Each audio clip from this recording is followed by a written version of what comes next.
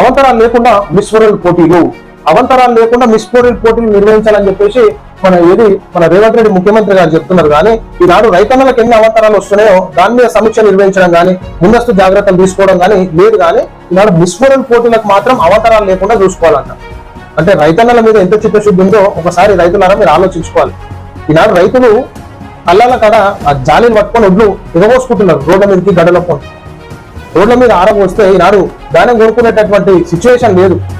సంచులు గతి లేవు, దూర సంచులు గతి లేవు. ఇక మున్సిపల్ పోటీలకు 150 కోట్లు 200 కోట్లు పెట్టి దానికి అవతరాలు లేకుండా చూడాలంట.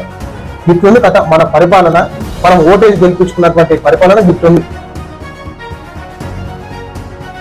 మిస్ వరల్డ్ 2025 పోటీలను విజయవంతం చేసేందుకు ప్రతి ఒక్కరు కృషి చేయాలని ముఖ్యమంత్రి రేవంత్ రెడ్డి అధికారులను కోరారు. హైదరాబాద్ వేదికగా నిర్వహిస్తున్న పోటీలు నెల రోజులు సాగనున్నాయన్నారు. ప్రభుత్వం స్పాన్సర్ చేస్తున్న ఈ ప్రతిష్టాత్మక పోటీల వల్ల హైదరాబాద్ బ్రాండ్ ఇమేజ్ మరింత పెరుగుతుందనే ఆశాభావం ఆయన వ్యక్తం చేశారు.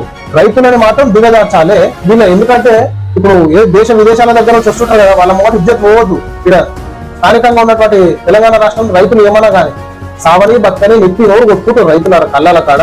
ఒడ్లు వర్షం పడి నీళ్ళలో కొట్టుకోవద్దు చెయ్యండి, కానీ నాకు రైతులను కూడా పట్టించుకోవాలి. ముందస్తుగా ఏదైతే ఆ ఒడ్ల కొనుగోలు కేంద్రాలు ఉంటాయో తొందరగా కొనగతిన ఒడ్డు కొనేటట్టు చూడాలి. ఈ నెల నుంచి ప్రిపేర్ చేస్తా ఉన్నారు. మరి రైతులు పంట కోతకు వచ్చినప్పటి నుంచి మీరు కూడా సిద్ధం చేయాలి కదా, రైతులకు ఏ ఇబ్బంది కలగొద్దని చెప్పేసి.